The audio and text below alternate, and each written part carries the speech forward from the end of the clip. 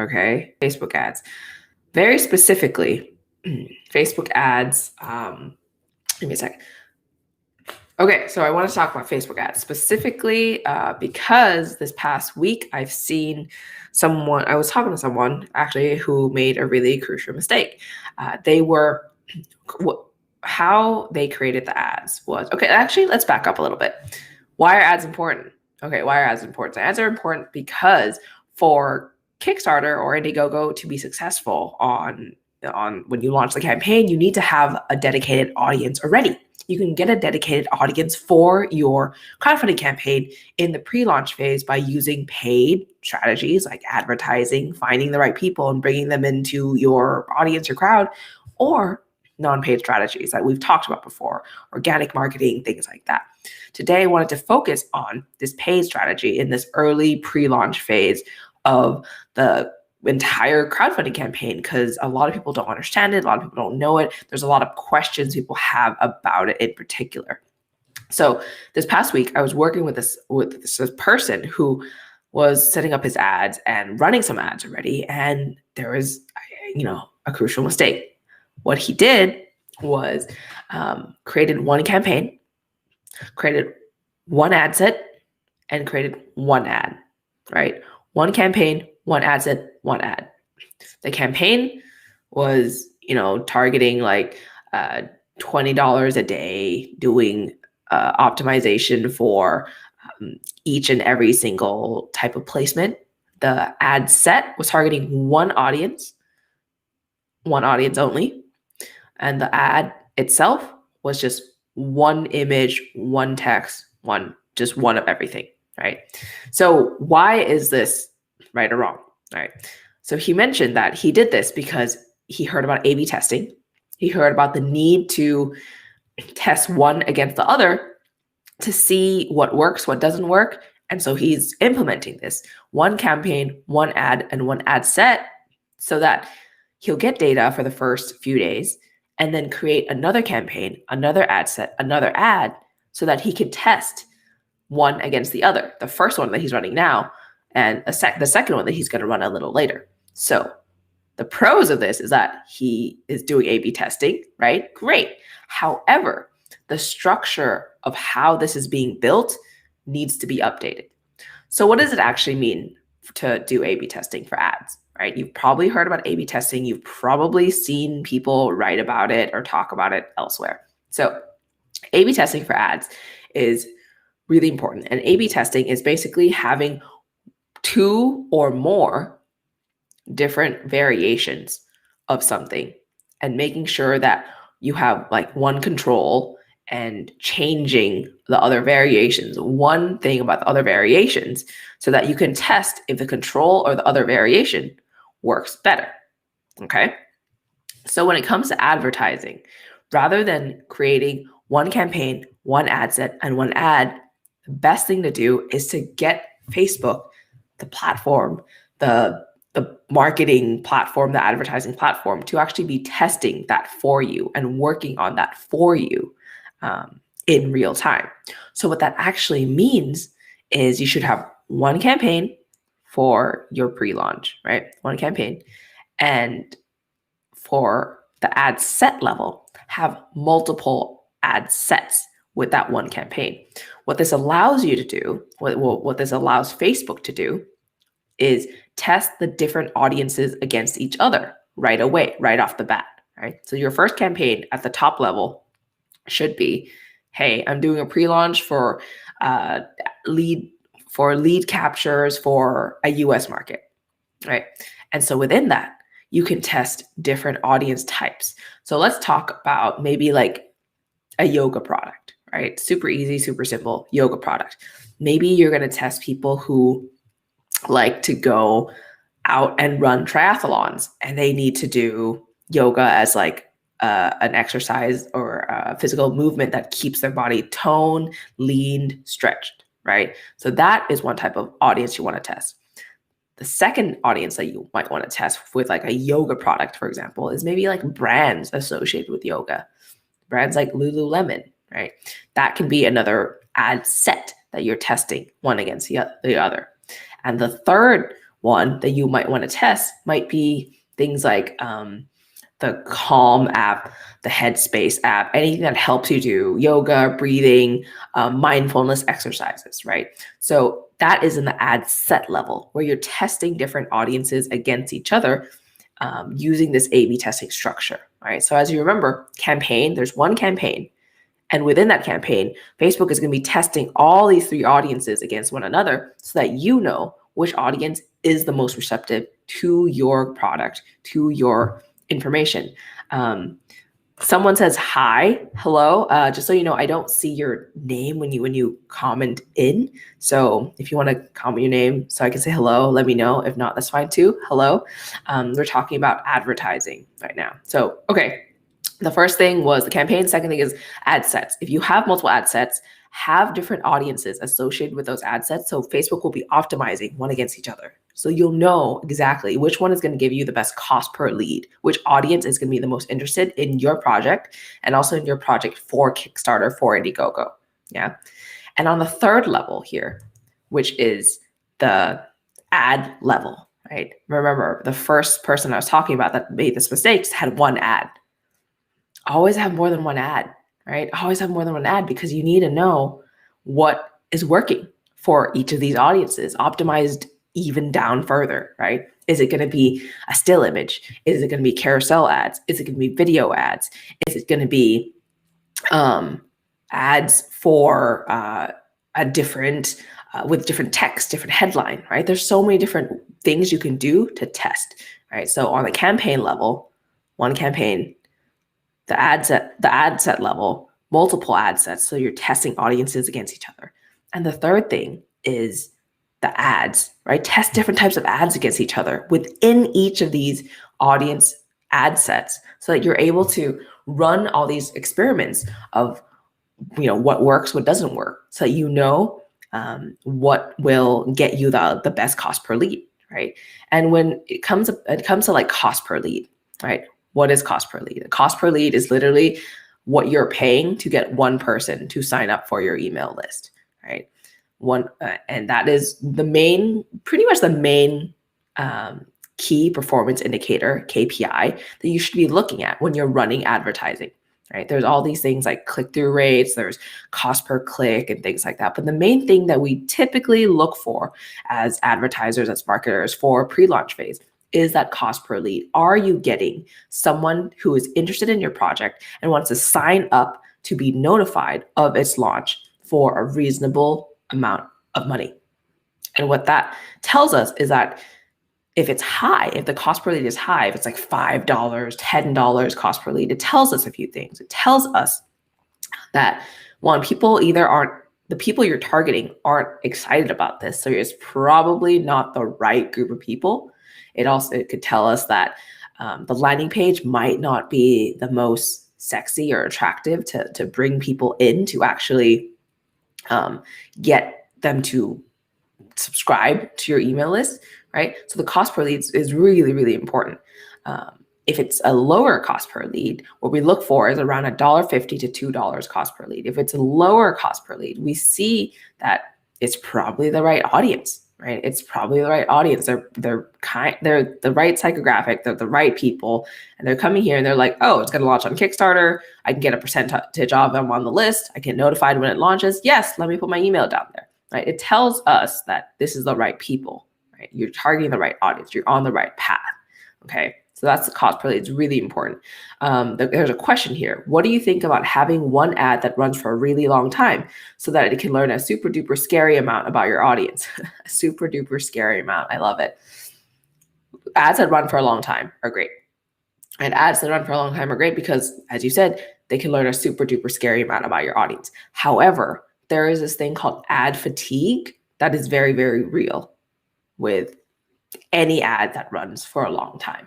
And ad fatigue is basically people in your audience bucket, whatever your audience bucket is, when you're creating the audiences, they'll start seeing the ad more and more and more. The frequency will start going up and up and up. And the higher the frequency within that audience bucket of that one ad, the lower the performance gets for that ad. And that's why when you run the same exact ad for a very long time, sure, Facebook is like optimizing it, blah, blah, blah. But within that ad bucket, you'll start seeing the frequency go up and the effectiveness of it go down. And so you'll need to have some backup images, backup text, backup just variations of that same ad so that you have less ad fatigue in the long run. But if it's working right now in the short term, right, in the month, 2 months before launch, for example, if it's still working, great, go ahead. However, if you start seeing frequency go really high, you start seeing performance drop, it's pretty much when ad fatigue starts coming into play, right? So that's a great question. Okay, so just back to kind of what I wanted to talk about today too, is those mistakes from that first person, that first example, okay? The audience. They had one audience that they were testing. One audience, just one audience. For every ad campaign that you're running, especially for the pre-launch section, make sure that you have multiple audiences. Make sure you have multiple audiences that are running at the same time, okay? Because a lot of the time, you don't know which audience is actually going to work. You might have something in your head that will work, but maybe that's not the right one. So when you're creating audiences, before you go on to the ad platform to like mess around with save audiences and like all these targeted interests, like take a step back. Think about your person. Like, who is your main person that you want to talk to? What are their likes? What are their dislikes? What are their habits? What brands do they like to use? What do they like to read? What do they like to do in their free time, right? Start crafting this idea of who this person is and start bucketing them. Okay, so like to go back to a yoga product, right? A yoga product. Coming back out, right? We can think about, okay, they might like reading magazines like Goop, right? They might like reading magazines like Men's Health or Women's Health. They might like brands like Lululemon, maybe even Under Armour, right? In their yoga line, right? They might like to use apps like Headspace or Calm. They might like to go hiking on the weekends to change up the type of exercise. They might like to do meditation. So maybe meditation, transcendental meditation, there's all these types of meditations, right? So a lot of these things are very associated with the yoga space. And so before you go into the ad platform to create these ads itself, take a step back, write all this down and group them into little buckets. So for this, and each bucket is going to be a type of audience that you're going to be targeting. So like one is going to be just yoga brands, right? Another is going to be all these types of meditations that people could do.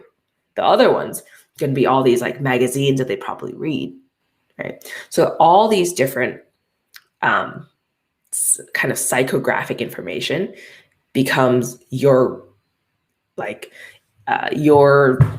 is it? The cat. I don't know what the word for it is in English, but it's the gunpowder that you put into a cannon fodder. I think maybe that's what you say. Anyways, it becomes your arsenal for creating ads, pretty much, creating audiences, pretty much. So a lot of people skip this part and go straight into the ad platform and just kind of start looking around, see what happens. Okay, so make sure you take that step back and look at your audiences first before you go in and create those ads. And you should have like 3 to 5 audiences at the ready to start. Catalyst is a good word. 3 to 5 audiences at the ready for your ads. Okay. And the last thing, another thing that a lot of people do wrong. Okay. And I really, really want to talk about today. Okay. Is they make a billion landing pages for each of their billion audiences.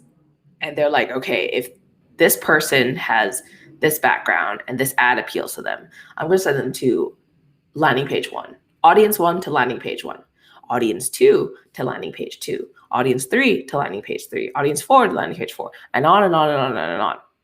Okay. The problem with that is at the end of the day, Kickstarter and Indiegogo has one page. There's one page you're sending everybody to. One page. And there's no way you can create a million different campaign pages for a million of these audiences to optimize for conversions, people backing your project on the back end, right?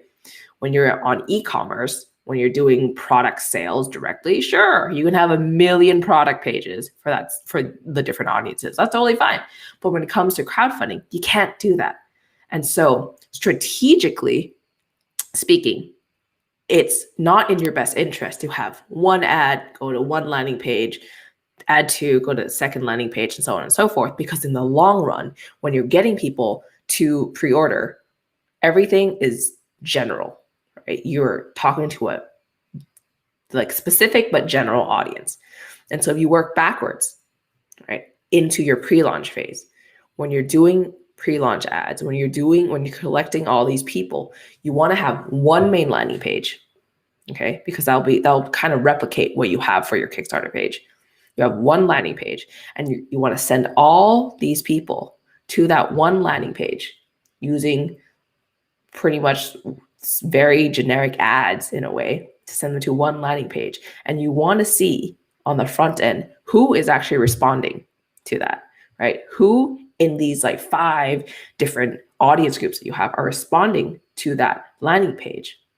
Because you'll know that if group C responds most to the landing page and you're getting the best cost per lead with group C, for example, on that landing page, you're going to know that group C is probably going to be the one to convert the most on your Kickstarter page or on your Indiegogo page on the back end, which means that you could start optimizing in the front end for that. And you could start tweaking your language just a little bit, so that it comes so that group C will convert the best, okay? So this is how you can use data to really amplify what you're doing and really just kind of niche down where it will make the most sense for you in the long run. A lot of people like to go general, okay? A lot of people like to go general, but at the end of the day, marketing works when it's the right message to the right person at the right time in the right channel, okay? And if you're seeing that marketing message that you're talking about for your product work for this person, then optimize for it. Keep going with that, right? Keep moving forward with that. Okay, so that's kind of the big things I wanted to talk about today. Let's see if there's another question that came in. We talked about rotating copy, which is great. Targeting the same audience as Facebook identifies them. Targeting the same audience as Facebook identifies them. Yes, right? You can use things like lookalike audiences for Facebook. And typically the lookalike audience buckets are like pretty big. Like the first percent is like 2 million people in the US, for example. So that audience bucket, it's really big. So you can continue targeting that same audience within the lookalike audiences. But at the end of the day, ad fatigue still happens and you still have to update or change that audience in some way. Yeah. Okay. Also, there was a Johnny Sins that said hi. Hello, Johnny. Good to have you. Okay. Well, this is what I wanted to talk about today because I saw this happen just this past week and I wanted to make sure to tackle this early on, right? Person who did one campaign, one ad set, one ad.